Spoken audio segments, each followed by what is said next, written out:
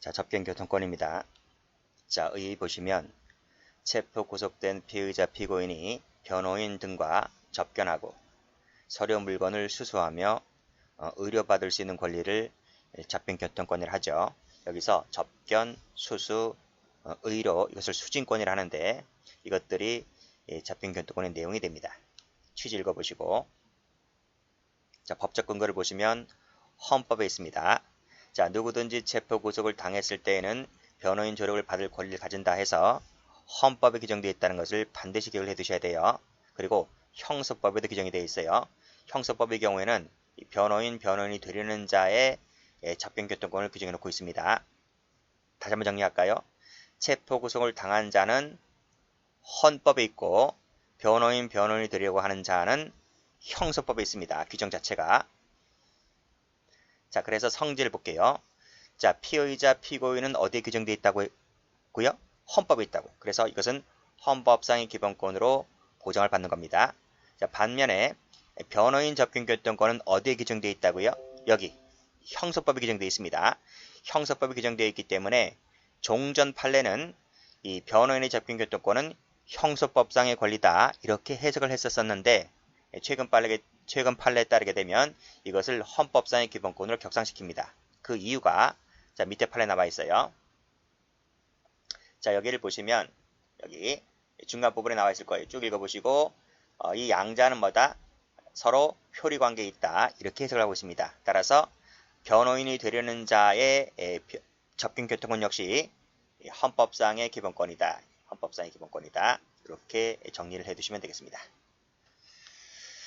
자, 이 판례가 뭐 전원합의적 판례는 아니지만 최신 판례이고 하다 보니까 과거 판례는 20, 30년 전에 나온 판례이거든요. 그렇기 때문에 전원합의적 판결은 아니지만 최신 판례를 쫓아서 공부를 해두시면 돼요. 자, 다음 페이지 보시게 되면 이건 미결수잖아요. 미결수는 당연히 뭐다? 헌법상의 권리다 하는 것이고 그래서 꺽쇠 1번 구속된 피의자 피고인은 헌법에 규정되어 있기 때문에 헌법상의 기본권이다. 이렇게 얘기하는 겁니다. 자, 밑에 판례. 미결 수용자의 접견교통권은 근거가 어디에 있다?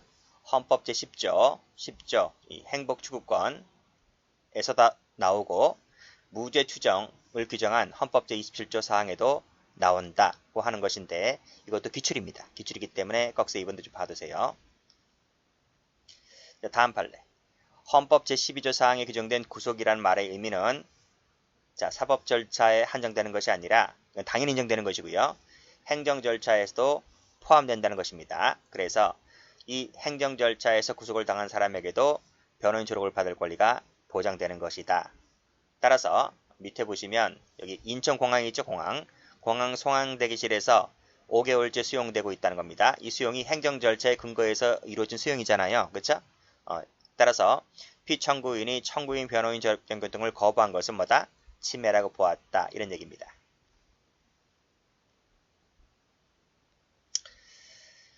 자, 접견교통권 상세하게 한번 가봅니다. 앞 페이지 다시 한번 가볼게요. 앞 페이지를 가보시면 여기 보세요. 여기에 보시면 자, 피의자 피고인이 변호인과 접견하고 변호인 가족 친지는 변호인이 아닌 자죠. 그래서 이제 앞으로 자세히 볼 텐데 이 접견교통권은 변호인의 접견교통권하고 변호인이 아닌 자와의 접견교통권 이렇게 두 가지로 나눠서 볼 거예요.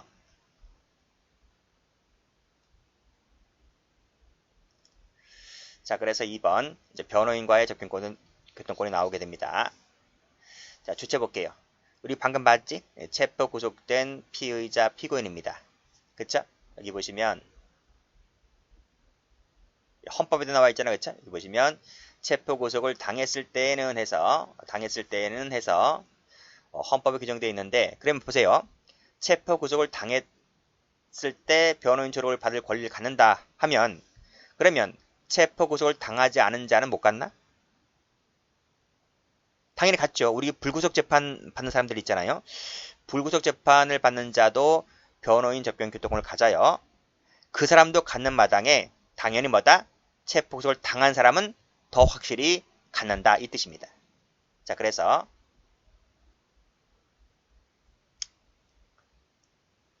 자, 여기 동그라미 2번 체크하시고 체포 구속을 당하지 않은 자도 당연히 변접을 갖는다. 보시면 돼요. 여기서 체포 구속은 우리 앞에서 다 배웠죠? 뭐 통상체포, 긴급체포, 현행범체포 다 여기 들어옵니다. 그리고 감정유시도 포함되고요. 판례법입니다. 판례 빨간색으로 불구속 동그라미 당연히 갖는다. 자, 동그라미 3번 체크하세요. 자, 임의 동행으로 연행된 피의자, 피내사자도 됐는다는 거죠. 자, 밑에 판례 나와있지? 여기 보시게 되면 빨간색으로 임의 동행 동그라미, 임의 동행 동그라미 치시고 여기는 피의자지 피의자 밑줄 그시고 여기는 피내사자 밑줄 그시고 자, 시험에 나온 적이 있는데요. 임의 동행으로 연행된 피의자만 되고 피내사자는 안 된다. 틀렸습니다. 둘 다 됩니다. 그렇죠?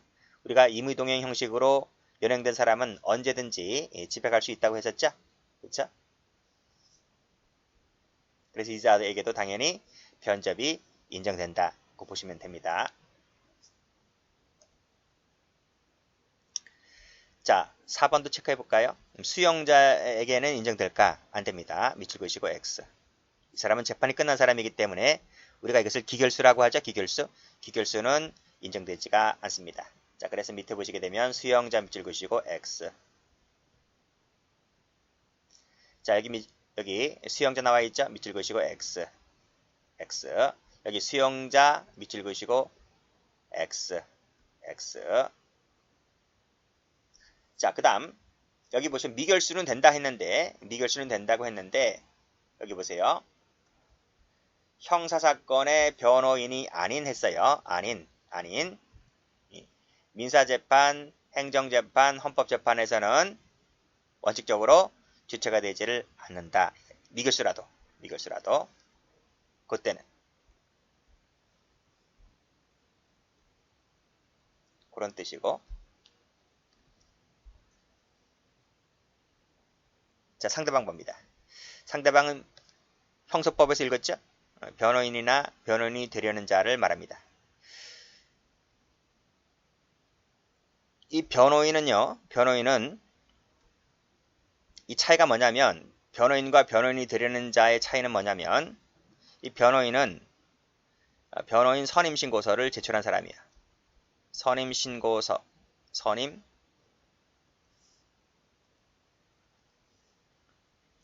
여기다 적어야 되겠네요. 변호인이 되려는 자는 선임신고서를 제출하지 않은 자.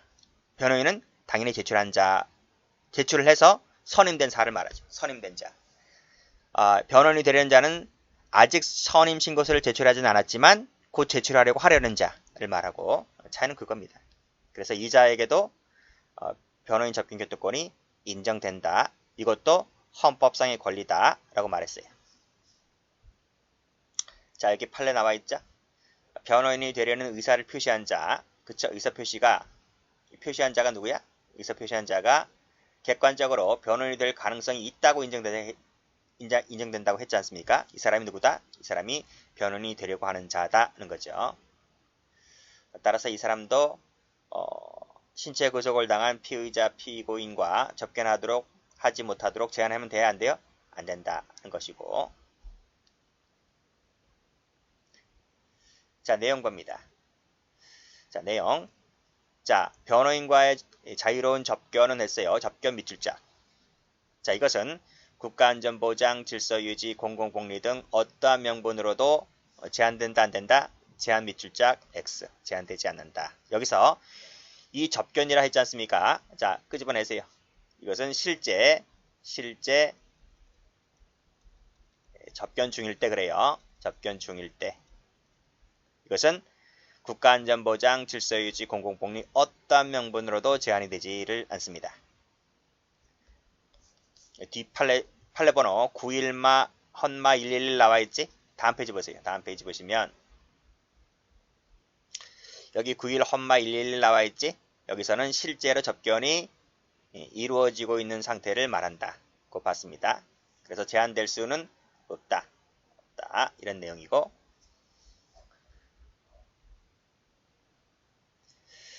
자, 형의 집행 및 수용자의 처우에 관한 법률. 제목이 길지? 그래서 이것을 형집행법 이렇게 불러요. 형집행법. 자, 1항 체크하시고. 자, 미결수와 변호인과의 접견에는 교도관이 참여가 안 돼요. 참여가 되지 않는다. 청취 녹취도 안 돼요. 왜 안 될까? 교도관이 엿듣고 검사에게 찔릴 수 있기 때문에 안 돼요. 그럼 무기 대등의 원칙이 깨지잖아요. 다만 보이는 거리에서 관찰은 가능하다. 관찰 동그라미 치시고. 자, 밑에 또 나와 있지? 참여 안 된다 그랬어요.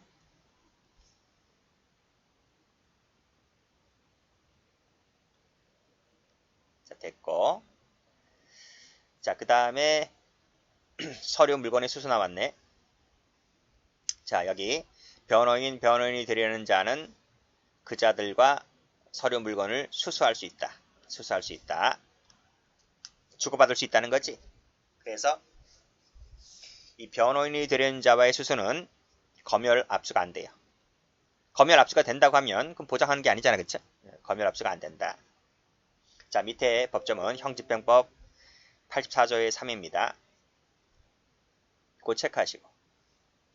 자, 미결수와 변호인 간의 편지는 교정시설에서 상대방이 변호인이 확인할 수 없는 경우를 제외하고는 가로 열고 닫고 검열이 안 된다.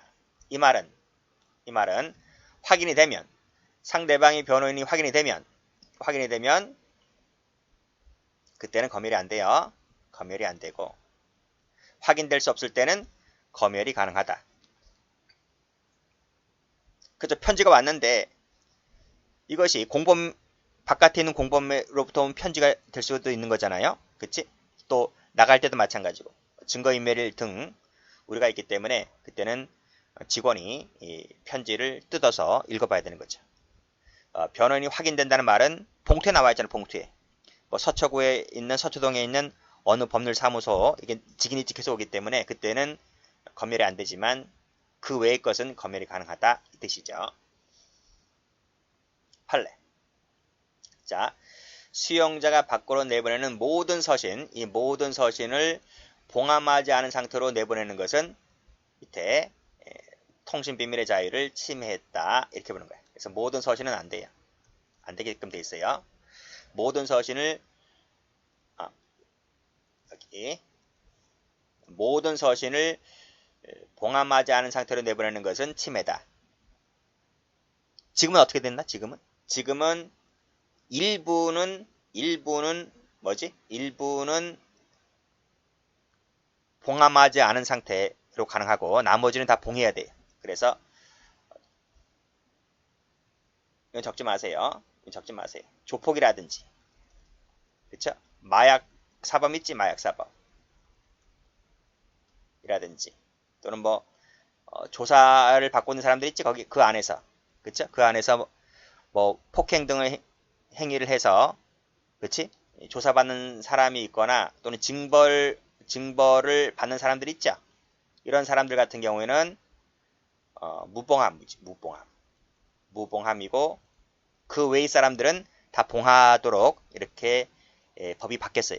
예전에는 옛날 여기 나와 있지 형집행법 시행령 65조 1항을 보면 예전에는 옛날 법에는 전부 다 모든 수용자는 봉함하지 않은 상태로 제출하라 이렇게 규정되어 있었는데 이것이 헌법재판소에서 위헌 결정 받아요. 그래서 지금은 법이 바뀌어서 조폭이나 마약, 조사, 징벌 받고 있는 사람들은 여전히 무봉함 상태로 제출하지만 그 외의 사람들은 전부 다 봉하는 상태로 법이 바뀌었다는 것입니다. 이 판례 때문에.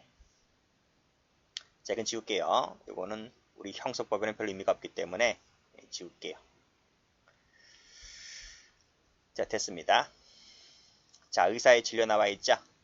자, 건강 상태를 확인하고 질병을 치료하기 위해서 의사를 하여금 진료받게 하는 것을 이제 수진권이라 합니다. 자, 판례 별표 치시고 이 판례 출제 잘 됩니다.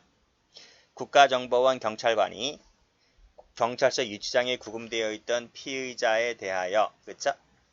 의사 진료를 받게 할 것을 신청한 변호인에게 국정원이 뭐라 그래요? 우리 쪽에서 추천하는 의사의 참여를 요구했다는 것입니다. 여기서 국정원이 추천한다 동그라미. 이것은 뭐다? 위법이 아니고 적법이다는 거예요. 위법한 처분이 아니다는 것을 봐두시면 돼요. 왜 너네가 원하는 의사가 아니라 국정원이 원하는 의사를 요구했지? 요구한 것은 왜 적법한 거지? 너네가 원하는 의사를 받아들이게 되면 너네들이 뭐 이렇게 공모할 수 있잖아. 공모. 그쵸? 공모해서 꾀를 부려가지고 뭡니까? 뭐 구속 집행 정지라든지 이걸 받아낼 수가 있기 때문에 금품이 오가면서 그쵸? 그렇기 때문에 너네 것을 받아들이지 않고 국정원이 추천하는 의사의 참여를 요구하는 것은 적법한 처분이다. 이렇게 봤습니다. 어쨌든 이 사람도 의사니까요. 의사니까. 자, 다음 제안 보겠습니다. 자, 수사기관이나 법원에 의한 제안 같은 경우에는 자, 여기 법령에 의한 제한이 없는 이상 수사기관의 처분으로도 제한할 수가 없고 법원의 결정으로도 제한할 수가 없는 거예요. 그러면 여기 법령은 가능하다는 거지. 그치? 법령에 의한 제한은 가능하다. 이런 뜻입니다. 됐어요? 됐어요. 자, 이 법령이라고 하는 것이요. 법령이라고 하는 것이 형사법에는 없어요. 법령에 의한 제한은 없어. 형사법에는 규정이 되어 있지 않지만 타 법령에는 있어요. 타 법령에는 이러한 제한이 있다는 것입니다. 그 타 법령의 대표적인 것이 바로 형집행법이지.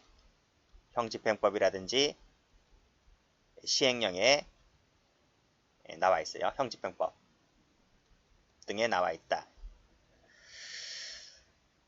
자, 그 밑에 법률에 의한 제한 나와 있지? 법률에 의한 제한. 아까 여기서 했잖아. 그치? 법령에 의한 제한이 가능하다고 이렇게. 그치? 여기. 법령에 의한 제한이 가능하다는 것이죠. 자, 이 밑에 보시면 판례 볼게요. 미결 수용자의 변호인 접견권 역시 국가안전보장 질서유지 공공복리를 위해서 여기 변호인 접견권이지 그치? 이것은 법률로서 제한이 가능하다. 이런 얘기인데요. 여기서 끊으라고 했죠. 끊었습니다. 자, 그러면 9.1 헌마 111은 실제로 변호인 접견이 이루어지고 있는 상황이라고 했잖아요. 그럼 이건 뭐예요? 여기서 말하는 접견은 이것은 실제로 변호인 접견이 이루어지고 있는 상황이 아닌 거죠.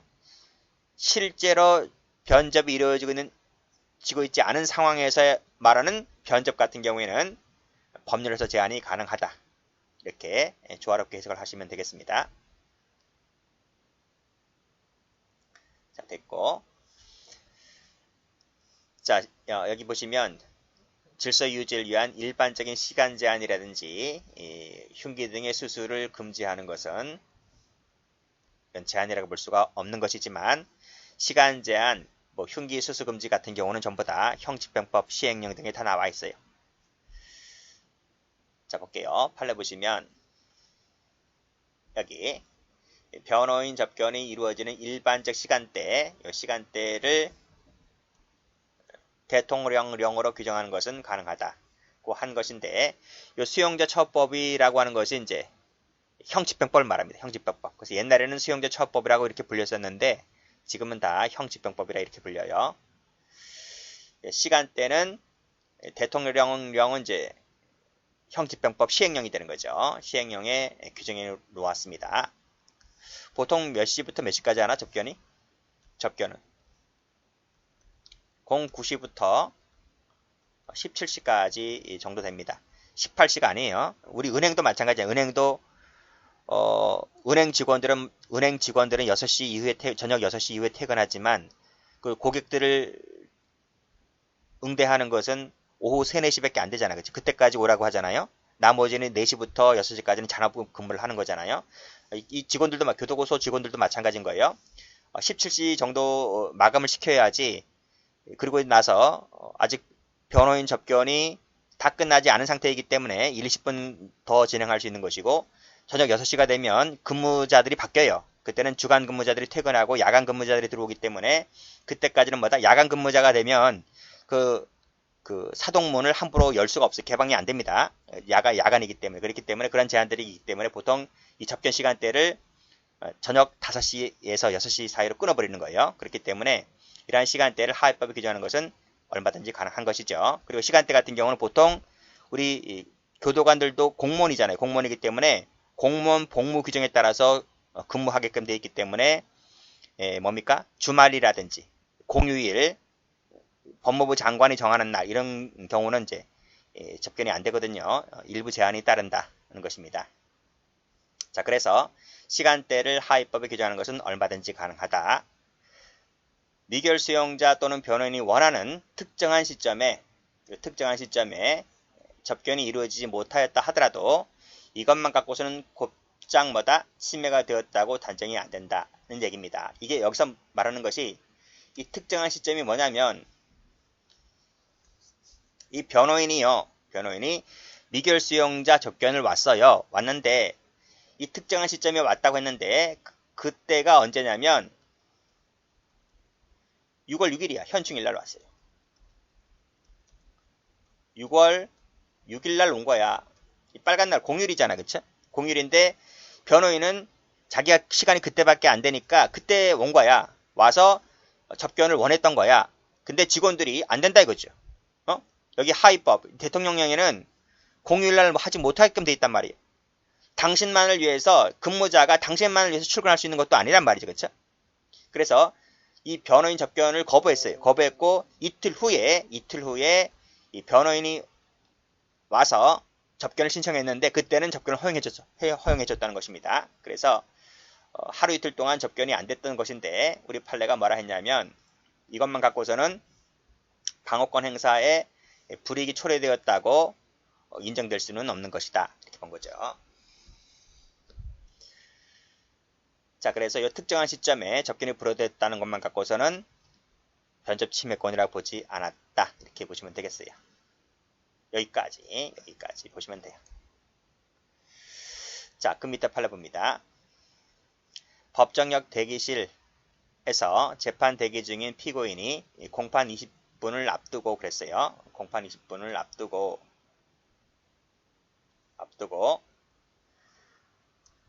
접견을 신청을 했는데 교도관이 허용하지 않았습니다. 이것은 변호인 조력을 받을 권리를 침해했다고 볼 수 있는가? 침해가 되었다고 보지는 않았다는 거죠. 법정에 가보셨나요?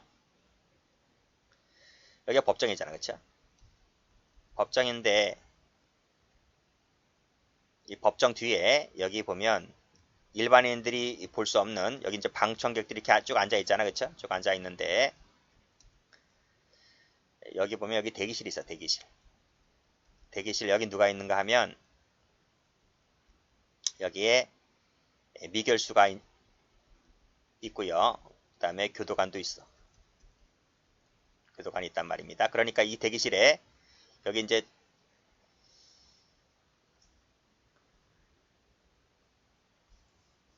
여기 호송차 있잖아요. 호송차.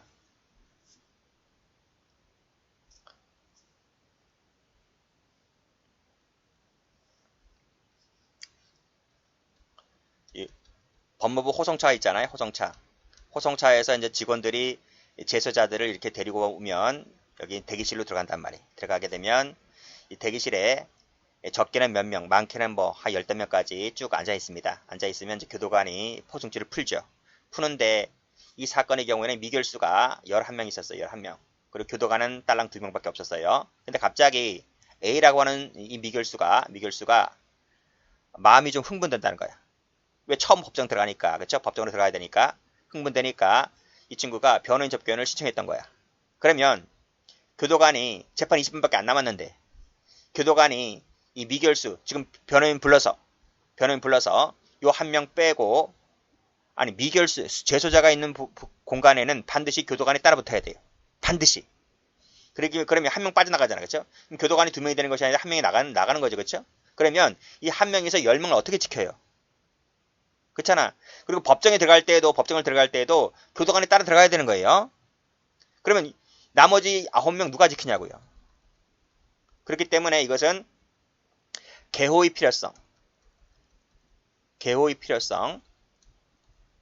문제되고 또 접견할 때 이 비밀성도 유지가 돼야 하는데 그러면 변호인이 왔다고 칩시다. 변호인이 미결수를 데리고 변호인이 여기서 접견할 거야? 여기서 저 변호인 접견할 거야? 그건 아니잖아요. 다른 공간에 가서 변호인이 미결수, 이 접견 신청한 미결수를 데리고 변호인 접견을 해야 되는데 그 공간은 마땅하지 않잖아요. 그렇죠? 20분 있다가 법정에 들어가야 하는 부분이기 때문에 그래서 여러 가지 사정 등을 고려해 봤을 때 이것은 시간적, 장소적으로, 현실적으로 변호인 접견을 보장할 수 있는 한계의 범위를 바깥이라는 말입니다. 그렇기 때문에 교도관이 이를 허용하지 않은 것은 변호인 접견 침해했다고 보기는 어렵다고 판단합니다. 그렇게 정리해 두시면 되겠습니다.